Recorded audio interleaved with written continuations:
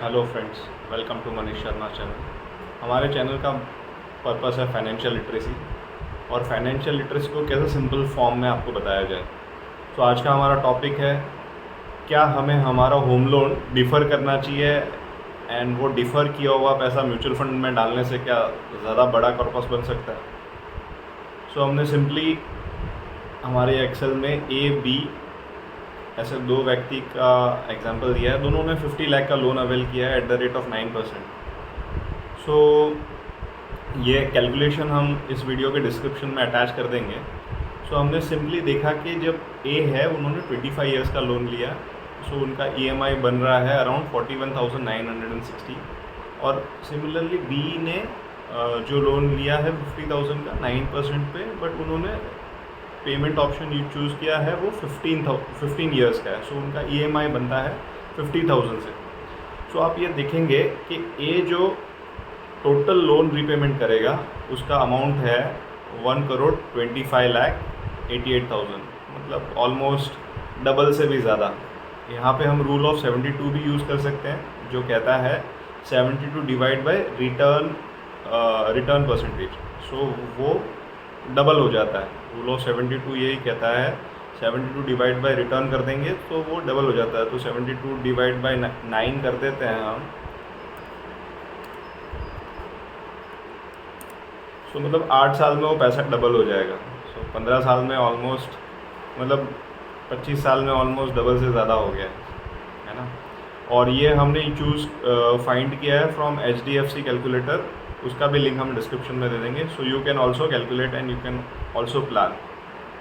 B ने 50 लाख का loan 9% पे लिया है। सो इनका टोटल रीपेमेंट होता है 91,28,000। सो टोटल इंटरेस्ट जो पेमेंट है वो बी का 41 लाख है। सो आप बोलेंगे 45 lakh is always less than 75 lakh, so why we should pay more interest. But यहाँ पे कैश है। अगर आप, जैसे कल हमने बताया था, म्यूचुअल फंड में ये पैसा इन्वेस्ट कर देते हैं। सो ए ने क्या किया, उन्होंने लोन डिफ़र किया और उन्होंने जो बैलेंस ईएमआई है वो म्यूचुअल फंड में इन्वेस्ट किया। लार्ज कैप फंड ही हम ले लेते हैं। लार्ज कैप का हमने कल बताया था, हमने एक 10 ईयर्स का जो रिटर्न देखा था वो 18% तक जा रहा था, पर for simplicity we are taking only 16.5।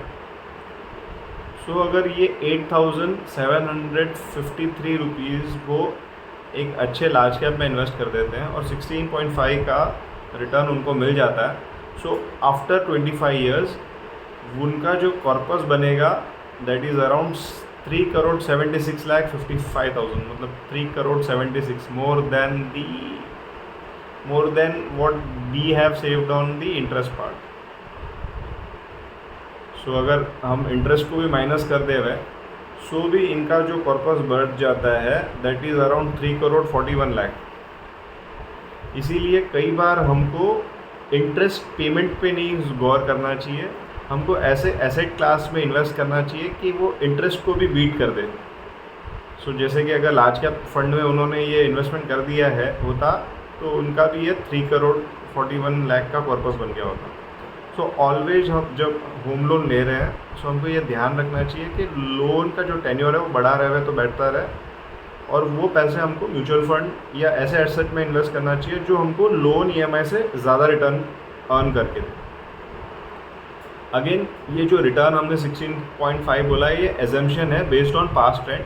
ये कोई गारंटीड नहीं है कि आपका फंड ये इतना % रिटर्न दे देगा। It's depend on market, but we have data to analyse this fact.